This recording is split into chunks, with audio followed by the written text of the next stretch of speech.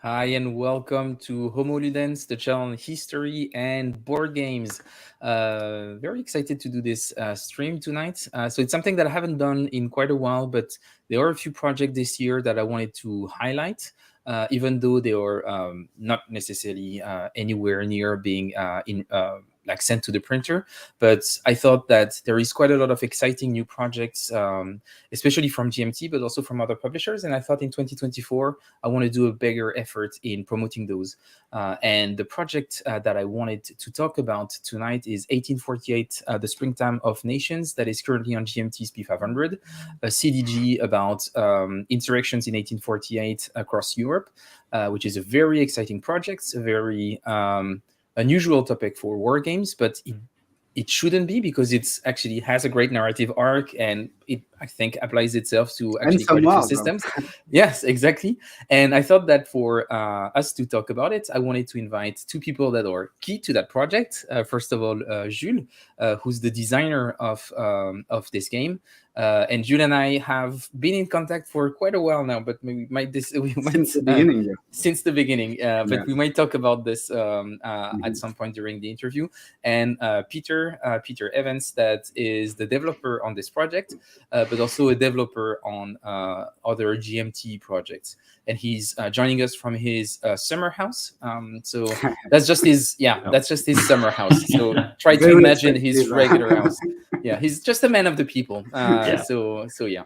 But yeah, it's cool to have you on again, Peter. You've only been on the channel, I think, once, and it was because you got I've been on forced. twice. Oh, twice. And I made a special appearance where you referred to me as your child, your and Jay's child, which is Oh yeah, pretty but practical.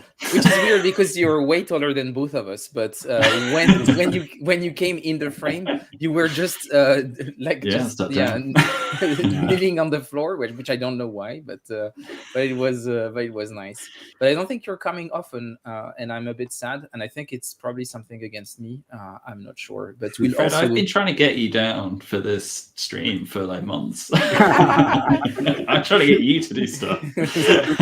But that's the problem. Like if you ask me to do something, like read an email, do a stream, organize, like sort your life, things like this, I can't do it. Like it has to come organically, you know. And he's the child, yeah, sure. Yes, yeah. But yeah, and I see that there is actually quite a few people in the stream, so I wanted to thank everyone for joining us tonight. And yeah, feel free to ask questions to Jules and Peter while we're talking about 1848 Springtime of Nations. We're going to have a first part of the stream where we'll talk a bit about the genesis of the project and where Jules got his ideas and how he came up with this will of making a game on this topic. And then we'll have a second part where we do a quick overview of the gameplay. We look through Vassal, add a few components. Of course, everything that we're showing is prototype art, so don't think that it's a final art. So that's something that I will reiterate. But yeah, something to keep in mind. Ask questions in the chat. If you see that your question is not brought up straight away, it might be because I think there is a better moment later to actually bring it up. But I'm looking at the question, so don't worry. Or maybe your question is very stupid. Who knows? No, I'm joking. They are only good questions. Yeah. Great. But yeah, that's excellent. Good to see a few of you here. And maybe Pierre, maybe we should. Well, I want to start actually with you, Jules. I was wondering. So, first of all, what's your relationship with historical board games? When did you start playing, and what games got you excited by the hobby? Well, the first game I played, historical board game, is a very classic for a lot of people. I think it's a Twilight Struggle.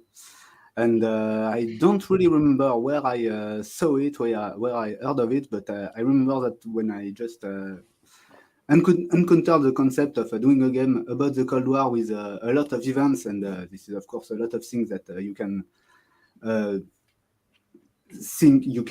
find in 1848 too, because there is a lot of relationship between 1848 and Twilight Struggle. It's really in the lineage of the game, and I really, the first time I played, I really fell in love with the system, the idea of playing a game about history where the story is not just a theme that is pasted on like on a lot of other games. And you try to engage really with the history as it is and try to go from the history in a way to make the game not the other way around. And I thought it was really brilliant.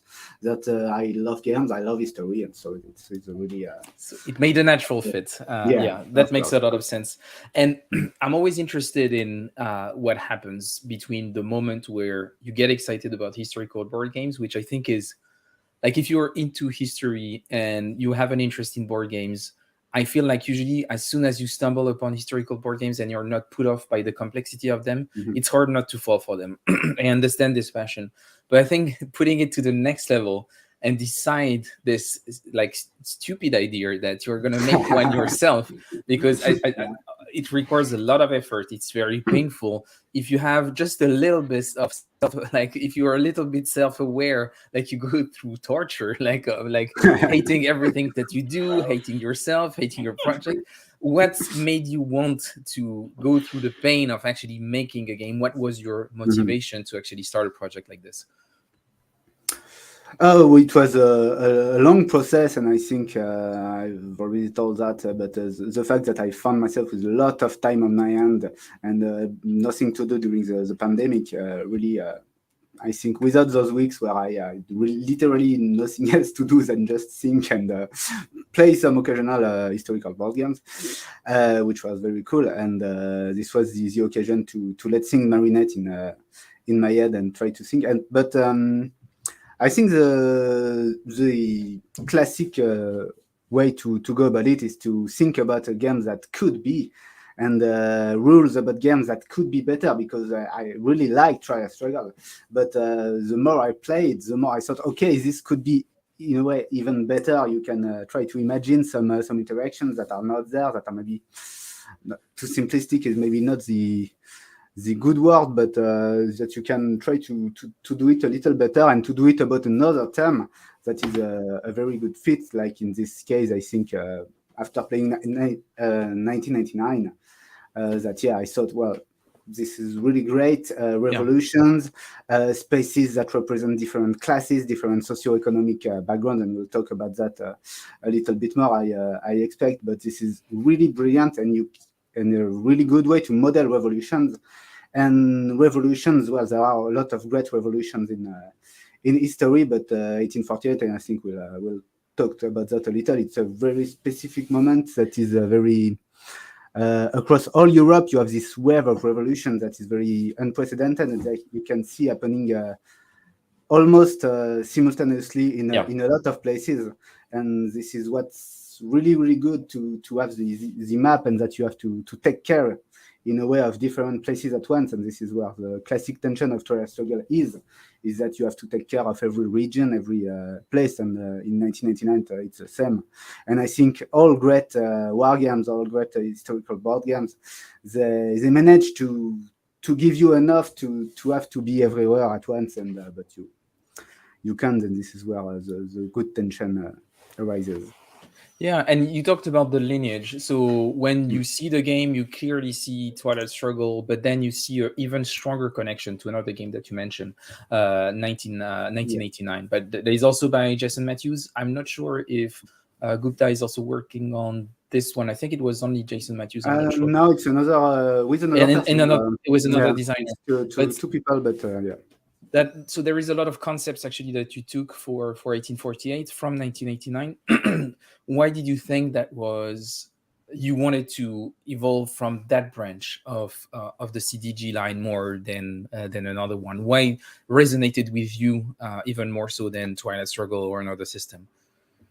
I think the really important thing is the fact that it's very simple. In fact, but the fact that every space in Twilight Struggle, every space is a nation, but in 1989 it's a city or a region, and every space is either a worker space, a peasant space, I think elite space, intellectual, etc.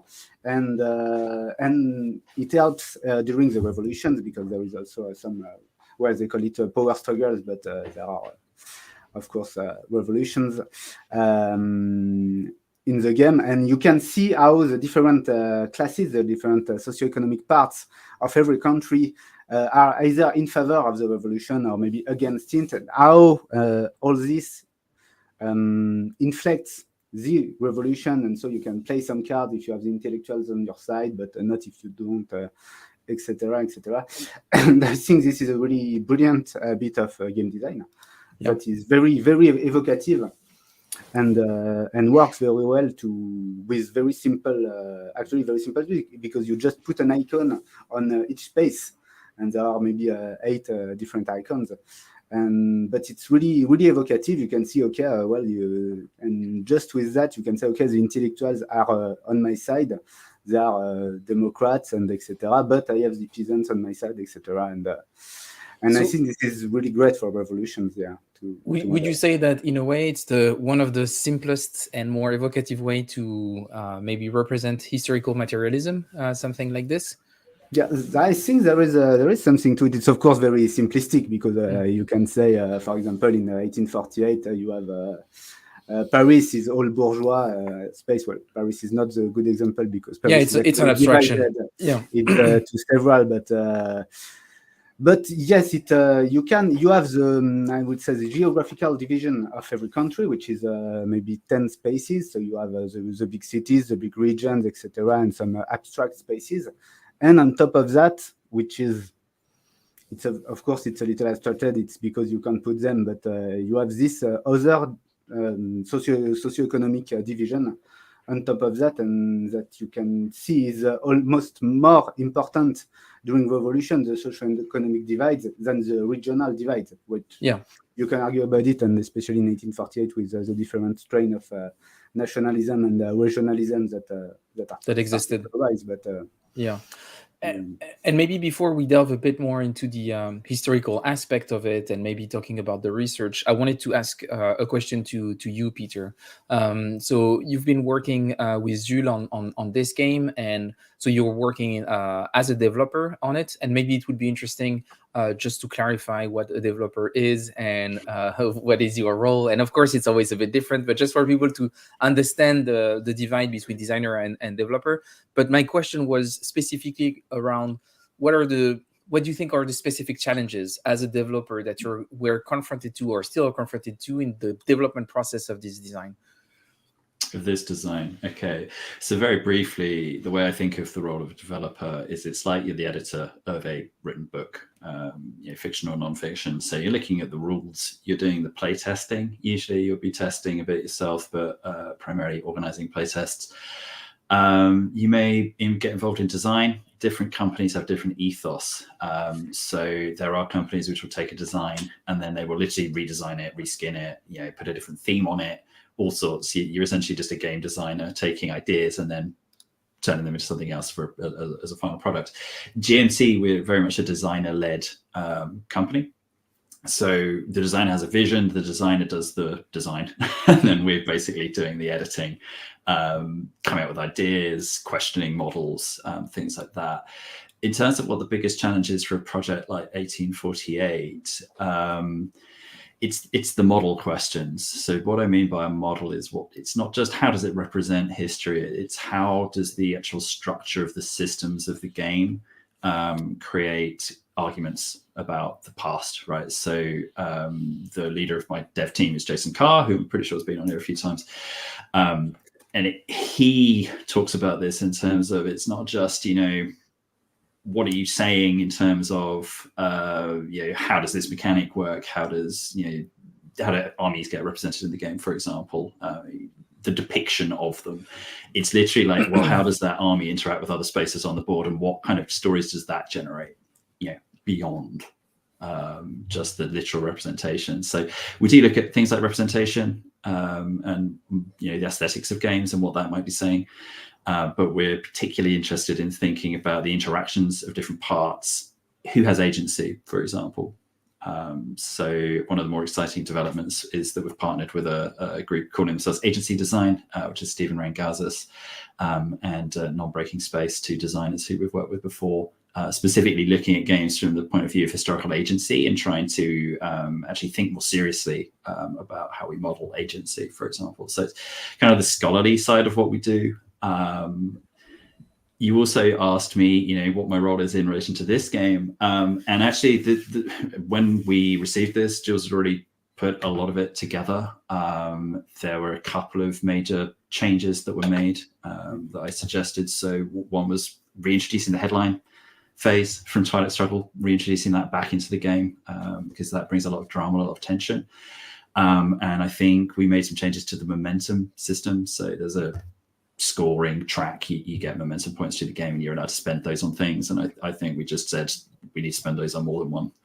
You can bring armies in with them, you can buy new decks, and you can do re-rolls. But Jules actually came up with the what you could spend it on in addition. So yeah, this game I have to say I've been fairly light touch with development because it's just been a very coherent project from the start actually.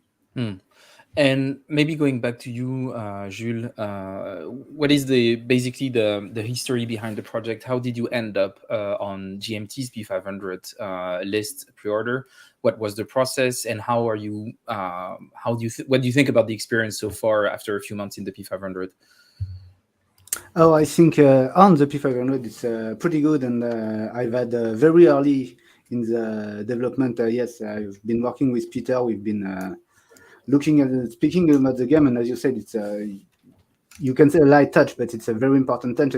Only the fact of just having another pair of eyes, really taking an interest and looking at the game deep is very important, and you can just find some stuff that the headlight phase is like, it's, of course, I mean it was obvious that it's way better. It's a very good fit even with the history of the time, because the press is super important, etc. So yeah, it was obvious that it was meant to be, but it's really something that I almost didn't think of it, because I took it from 1989 and there's no headline in 1989, and so I just didn't think of it. So yeah, I think having a designer, and I think a very implicated designer that can be there from almost from the start, once in at GMT, but is very, very important and very good, I think, especially as I've heard about other companies that are maybe less. We won't talk about those companies, but I think everyone who's watching the show might know which company we were probably talking about. Probably, yeah. Yes, good. But now I would like to maybe talk a bit about the research process, because this is the channel about history and board games, and I'm interested into how you baked history into your design. So how... First of all, what were your first point of contact into knowing about the 1848 period? And maybe can you give us an overview of what were the main books that actually inspired you in your research process?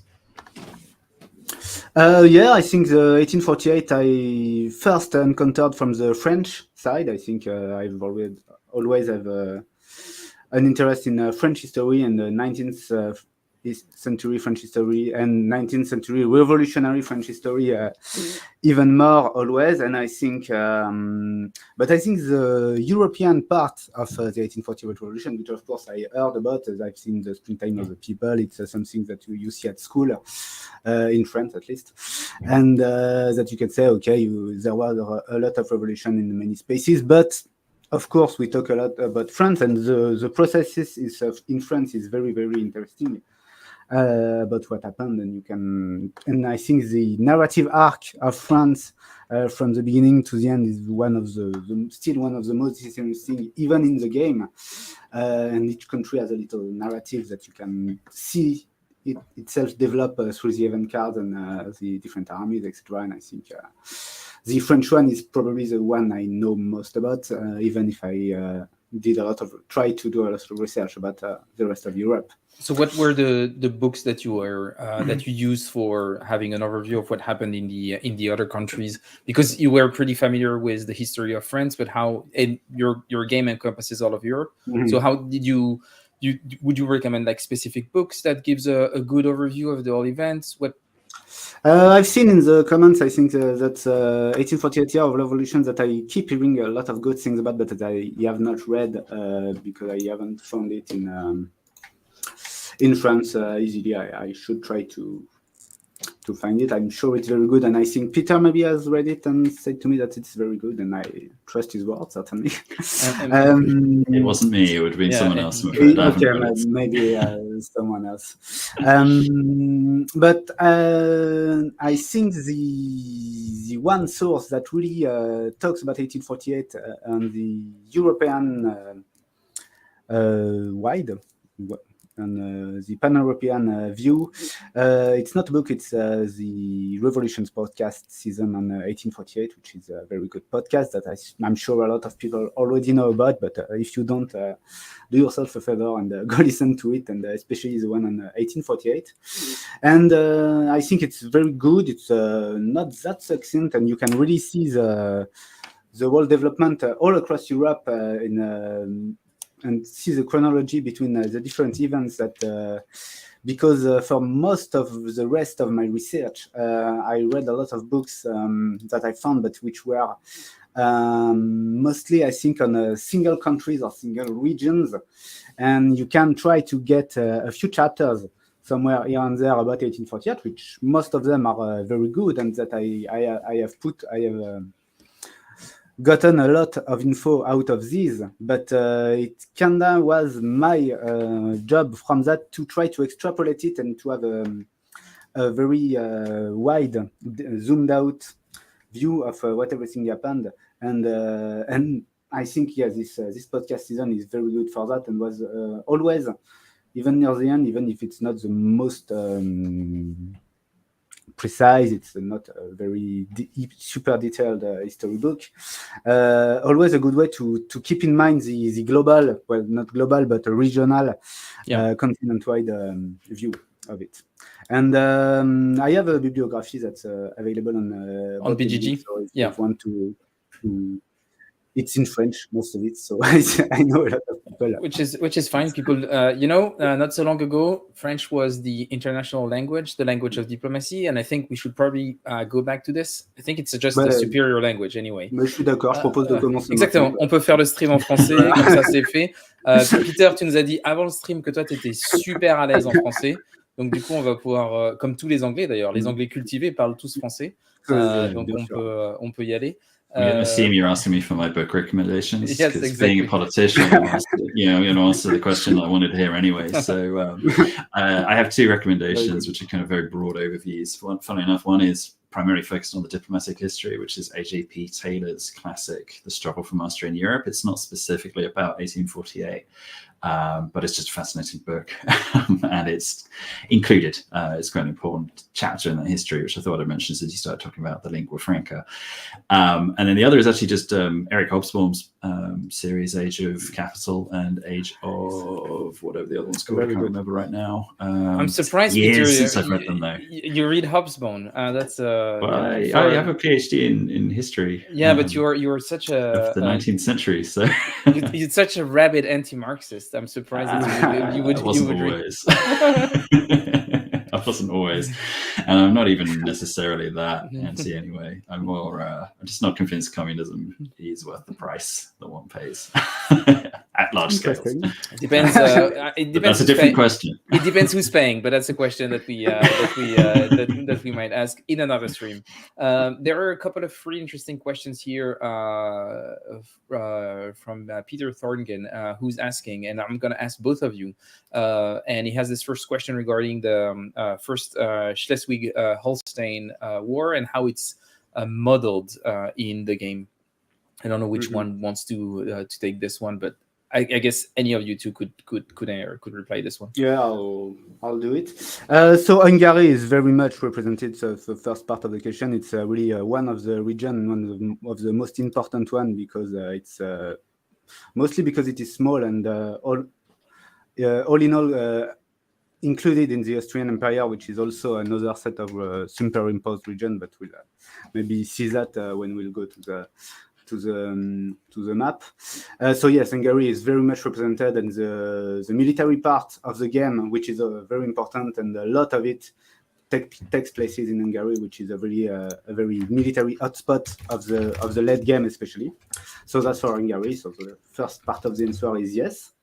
And the first Schleswig-Holstein War, so I'm not Danish as you have already found out, is also included, but in a much more subtle way because it's just one event card. And I think this is maybe also another thing that we can talk about. This is the capacity of the CDG system to be able to show a lot of history thanks to event cards, because in the world of 1848, the Schleswig-Holstein War is certainly an event that happened and that had some repercussions. But the fact that you can just put one card that makes it's an important card. It can be a lot of it can have a lot of repercussion for both players actually. If the Prussian player manages to send an army into Denmark to try to fight the war, it can be a lot of a big success for the counter-revolutionary player, and if he cannot, it is a big success for the revolutionary. So this is you see this war in this little little view, but it is included. Yeah. You started mentioning a couple of things, and I think it's probably a good transition for us to jump into the overview of the gameplay and go back to some more design and historical question afterwards. Because you mentioned that your game is in the lineage of Twilight Struggle, that it was heavily inspired by 1989. And then you started mentioning armies. And I think that everyone who doesn't know anything about the game and knows those two other games are like, armies? What the fuck? And probably there are some other questions about, wait a minute, what are the factions also in the game? So I think there is also a lot of things to explain because there are no two clear factions. So maybe it's a good time for us to, now that we've discussed a bit about the design process, the development process, and everything, maybe just to provide a quick overview of the design, if that makes sense. Sure. So we have here Vassal. So we're not going to do a teach and play or anything like that. It's just that it's just to show the prototype and explain some of the concepts, and for Jules and Peter to illustrate how the game works. And yeah, so basically we're looking at the prototype Vassal module. So I'm stating this again. This is prototype art. Very beautiful prototype art. Yeah, it's amazing. So the thing that I would say is I've always thought that your map was awesome. I always had like a soft spot for it. Maybe can you tell us a bit about who did the map and where it comes from and who worked on the prototype art? I think that would be nice. Yeah, it's we made it with my mother actually, yes. And when I got the idea and I tried to make a physical prototype, we took, I think, one day with my mother my mother was an arts teacher, so we had a lot of fun drawing, painting, and pasting some parts of on the stuff. This one is a little digitally altered in a way, but there is another layer that has been redone. On top of it, but yes, I think you can see the paint, the literally painted with watercolor layer that is behind it. And yes, I think it's really, you said game design is torture, but it's also a lot of if you're kind of into arts and craft and something like that, it's actually very fun to do.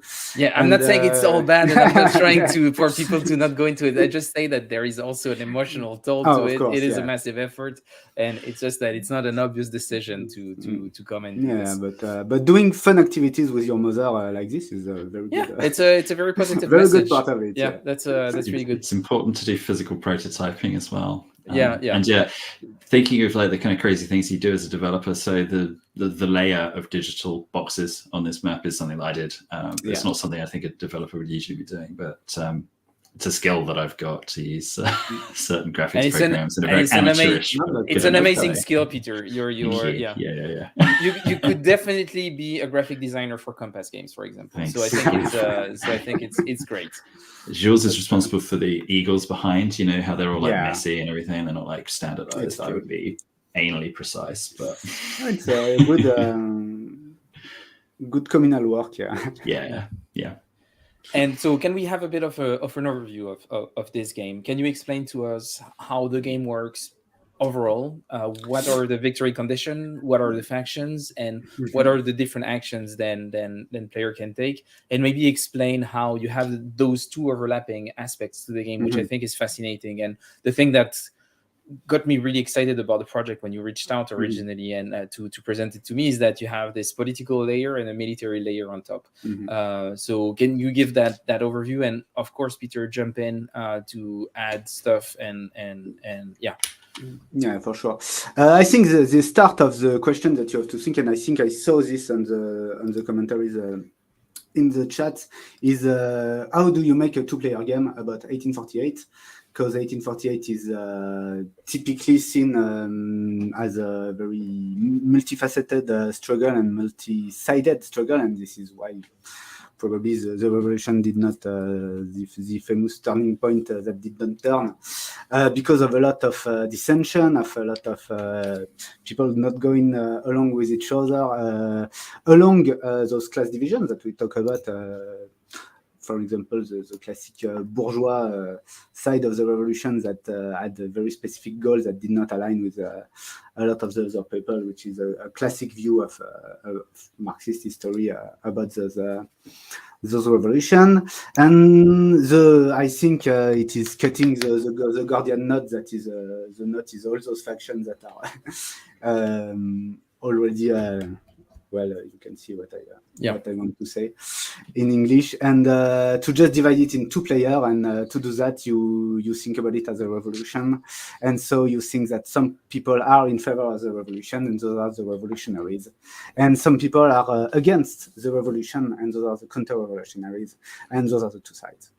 And you can think it is a little simplistic, and in a way it is, but the way that narratively speaking you can get, especially because those are physically represented, the different classes, the different parts of the people of Europe of the time that are physically represented on the board directly, and you can try to see that some people will sometimes go from one side to the other, and along the different phases that I see also in the commentaries, which are very interesting, during the spring, the autumn, etc.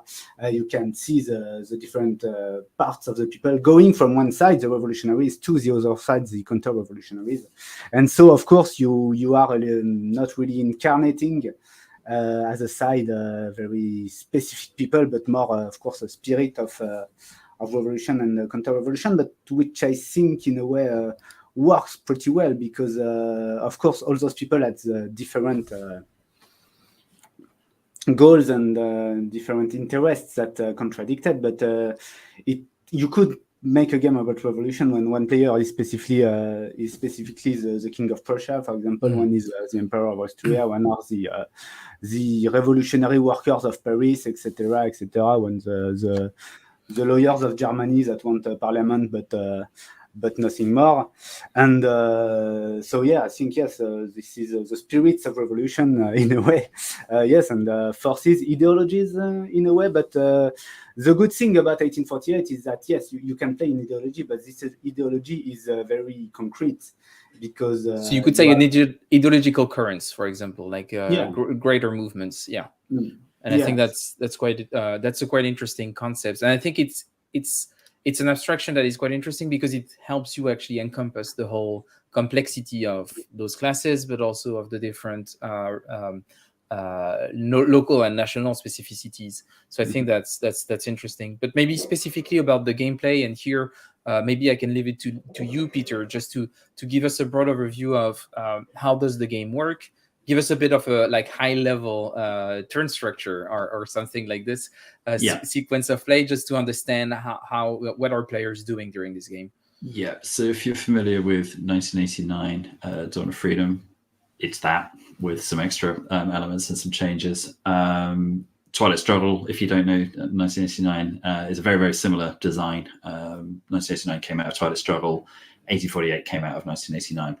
So on a turn, it's a CDG, card-driven game. You're going to have a hand of cards. They have ops points, and you're going to be choosing to play those for the event, if it belongs to you or if it's neutral, or for the ops points. And if it's an opposed event, one belongs to the other side, then that event is going to fire when you play it. And you have the choice of whether that happens before or after. So very similar to Twilight Struggle. What you're going to be spending those other points on, you're going to be placing influence into spaces on the map. either ones that you already control or adjacent spaces. So there's a kind of physical human geography represented on the board in the form of particular social groups, which are also tied to geographical locations, which is the same as 1989. So you can see here, for example, if we look at Hungary, which is kind of in the middle to the right with the Hungarian flag, if you know what that looks like. If we can zoom in, that's perfect. So you can see you've got Buda, you've got Pest, which are the kind of twin capitals of the nation or the country. Pressburg, Pest University. These represent geographical locations, but also the people that live within them. And they are tied to particular social classes. So you can see there's little icons within those, such as a hammer, where Fred is pointing at the moment. There's a little, it's the hilt of a sword. That's what the Buda is. They represent aristocrats. The hammer represents workers, industrial workers. The top hat represents the bourgeoisie. Classic. That kind of thing. So you've got this interplay between the board space and the ops that you're playing into it. The other things you can do with the ops are to try and agitate. So you're trying to make dice rolls basically against the stability value of the space, which is how hard it is to persuade them. There's modifiers to those dice rolls. The ops value of the card you play also modifies that dice roll. And then there's an army layer. So unlike 1989 Twilight Struggle, there are actually units within this game as well. So on the starting scenario, there's there in Lombardy, Fred's just moved it up into Milan, which is a very common move for that army to make. So something you can spend your operations points on is an army move. So you get one army move for free, and then the rest of the ops allow you to move additional armies. That's all armies can move once for free when you do that operation type.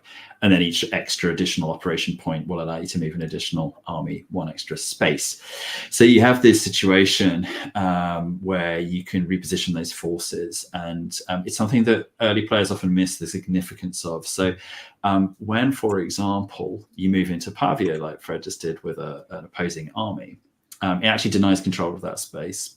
And it also adds a DRM +2 dice roll modifier when you're trying to agitate in that space. So if you move that army into the university in Pavia and do an agitation with your army, those students are going to be, coming out in droves to say that they support the king, or well, it's not the king in Pavia, is it? That would be part of the Austrian Empire. So the emperor. Yeah.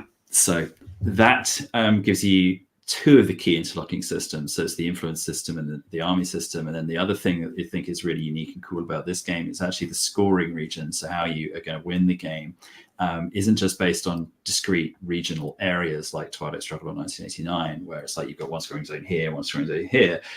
What Jules has done, which is really cool, is he's interlaced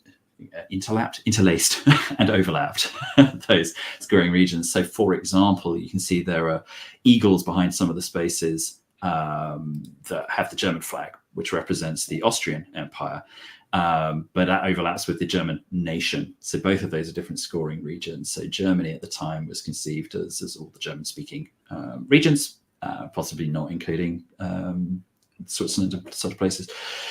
But essentially, there was a movement to create what was called Grosser Deutschland, larger Germany. And then there was the movement to create smaller Germany. So historically, we've got the small Germany, not the big Germany. Obviously, Hitler tried to reverse that, but we know how that went. And thematically, that's really interesting to have this overlapping of the concept of what makes a nation and what makes an actual geopolitical entity, and the fact that it really doesn't overlap at this time in history, and that might be also the source for a lot of tension. Precisely, that's what drives most of these revolutions, is the idea of the nation state. They're a nationalist wave of revolutions. There was a question about how, are you representing forces? And it's really your coalitions of different people who ideologically are very similar across these different countries. This is a wave of revolutions. There aren't that many of them in history where you have this kind of simultaneous wave of revolutions. The only ones I can think of off the top of my head is 1989 with the collapse of communism. Of course. You've also got, obviously, the Arab Spring. And then you've got this. I don't know that there are any comparable periods in such a short span of time. There are obviously revolutionary waves that happen over much longer. 1830, but much less. So 1830 is one. Latin America. Really the little child of 1848. Yeah. There was a question actually saying we just need a game on that. I am researching that topic, and I have a prototype which I don't think will ever see publication just because of the politics of the series that it might be in. But I am researching a game on that topic. So. And maybe can we talk a bit about so there is a specific phase within the game when you resolve scoring, and can you explain a bit more about how this works? And I guess Jules, if you can show us the card and explain how the revolution is actually being resolved. Yeah, sure. Yeah.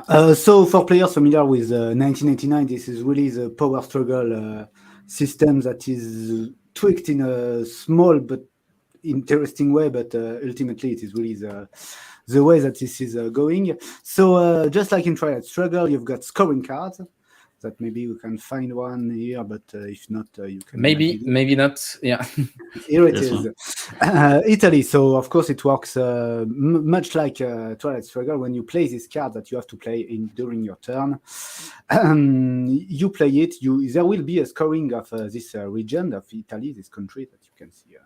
Well, most people know where Italy is, and but before doing the scoring, like in Triad Struggle, you do like in 1989, a little mini game that is representing the revolution that is really literally happening in the street. A revolution that will end either in revolution or counter-revolution, of course, because both players can win this little mini game. And so to play this little mini game, you will use those cards that are a special deck of cards that are called the revolution cards, very aptly. And so the important thing, and this is why the game is played, so you can win some influence in certain regions when you play the card, as we've said. And when the revolution is triggered by the card, the number of spaces that you control in the country, either for revolution or for counter-revolution, will give you a certain number of those revolution cards in your hand to try to resolve the revolution. And of course, if you have a lot of revolutionary cities in the country, the revolution will probably be victorious, and you see the idea. And so it is a little mini game that I think it's pretty interesting to have this mini game where well you are pretty zoomed out in the normal view, but there you can really say, okay, there will be a march of the people in the streets in the revolution, and what will you do about it? Well, so the mini game is very simple. I will not say all the rules right now, but suffice to say that you need to block some cards. For example, if the revolution tried to do a march, you need to have another card to block it, either a march or, and this is where the socio-economic layer is important. There are leader cards that are very important, and you can play those leader cards that are very powerful cards that act like jokers, basically. Like wild cards, yeah, wild cards that you can block any card with it or attack as any card with it. But you can play the intellectual leader card that you have in your hand only. For example, if this is in Italy, only if you control the intellectual space in Italy. So in this case, let's say the intellectuals are with the revolutionaries. So if the revolutionary player gets this card in his hand, he can play it as a very powerful card. If the counter-revolutionary player gets it, he can do nothing with it. So it is it's just information, isn't it? Yeah. And this is so this is something that existed in 1989, but that you expanded upon. And I think the original idea came from, if I remember well, from Hannibal, which actually resolved battle with a mini deck of cards, which each card was a tactical movement, and the more powerful you were, the more random card you drew, and the more options you had to actually, which I think is really interesting to apply to something like this. There's two important things to say about this. One, for people who don't like that system, you can replace it with a dice roll. We've heard not everybody likes this system. So boring. So we've heard that. For people who do not like that system, in the 1989 version, I think the 1848 has a few tweaks that are speeding up and making it more dynamic in the process. That is, I think, very interesting. So don't. That's the other thing. Wait a minute. In this game, you can replace it by a die roll. You can. Yeah. Yep. Okay, so I'm going to ask a very blunt question to both of you. So does that mean that you don't believe in the mechanic enough, that you thought that you needed to come up with a variable outcome just so people don't go through? Not me. It's to speed gameplay, and it's an optional rule if people prefer not to, because it's been quite controversial. People who don't like that mechanic really don't like that mechanic. People who do like the mechanic really like the mechanic. So we've just catered to both audiences rather than saying like you're right and you're wrong. We've said, hey, it's a game, right? We want everybody playing to have fun and have the best experience possible. So it's to give both options for that. Yeah. We have, Jules was saying that the mechanic is an improvement on the previous system. And one of the reasons for that is you actually get to play more than one card per round. So you play up to one in the first. Usually you're going to be playing one, or you might be able to play an event instead, and then you can play up to two in the second, and then you can play up to three in the third, which means there's a much more rich kind of decision space there. Like, do I go in hard early, and if I've blown all my cards, then I'm really open to a counter attack, or do I wait? Do I hang back, but I might lose initiative? I might end up then getting into a bit of a more attritional struggle. They can play more of their cards. It allows you to play more of the events as well, because it's like, hey, I'm going to block you with these two militia like you've played out, and then I'm going to play this event as well. So there's more interesting decisions. It's more impactful on the board state as well, comparatively. But exactly, and you're kind of making the case for why having an alternate system. But I think that's another discussion. We won't open this. But I think it's I don't understand the decision. This is not the place. Yes, but this is It's just for people who don't like the rule. Yeah, but maybe they need to play another game.